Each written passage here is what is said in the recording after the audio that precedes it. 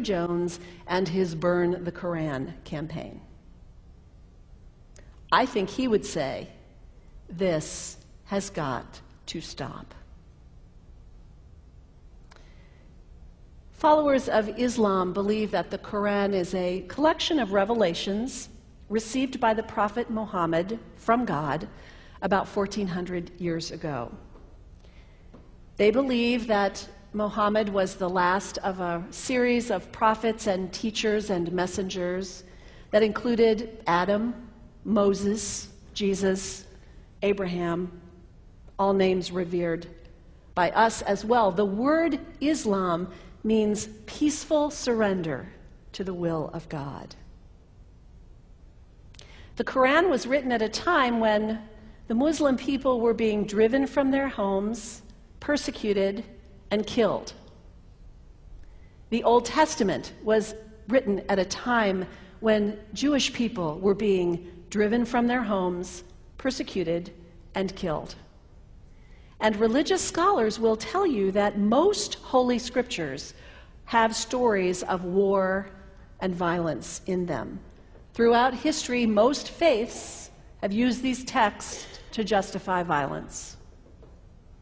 And if there's anyone in this room at this moment who's thinking that I've got it wrong, after church today, pull out your Bible and look up Psalm 137. And you'll see that our own text has passages that can make us uncomfortable. But also, like the Bible, the predominant message of the Quran is of peace and care and loving God, justice, care for the neighbor, care for the stranger. In the Bible, we have thou shalt not kill. In the Quran, we have whoever kills another, surely he is killing all of humanity. And whoever saves the life of another, surely he saves the lives of all humanity. These are words of peace, words of faith, words that could save the world if we would take them to heart.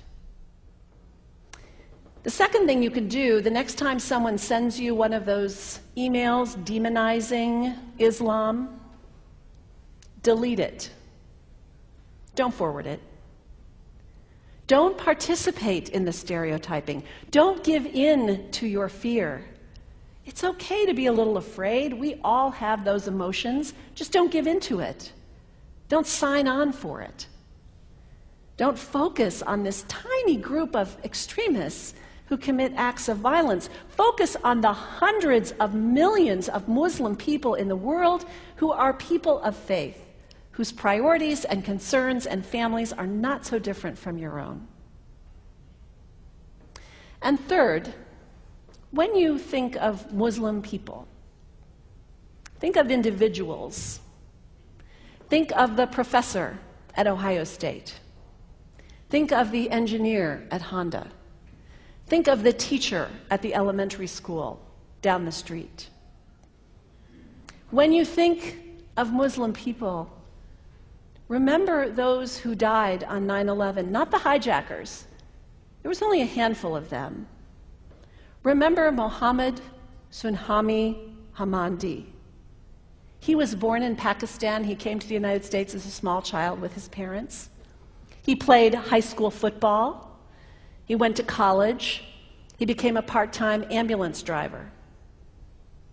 He died, this Muslim young man, on 9/11, trying to rescue people and save lives. When you think of Muslim people, remember Mohammed Salahuddin Cloudhurry. He was a waiter at Windows on the World, which was at the top of the World Trade Center. He died that day. His wife had their baby 2 days later. When you think of Muslim people, remember Rama Salih. She was a woman, 28 years old. Her neighbors described her as fun and outgoing and generous.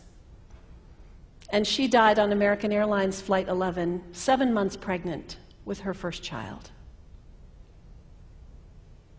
Remember the founder of the Islamic Circle of North America, who worked in the World Trade Center and also died on September 11th.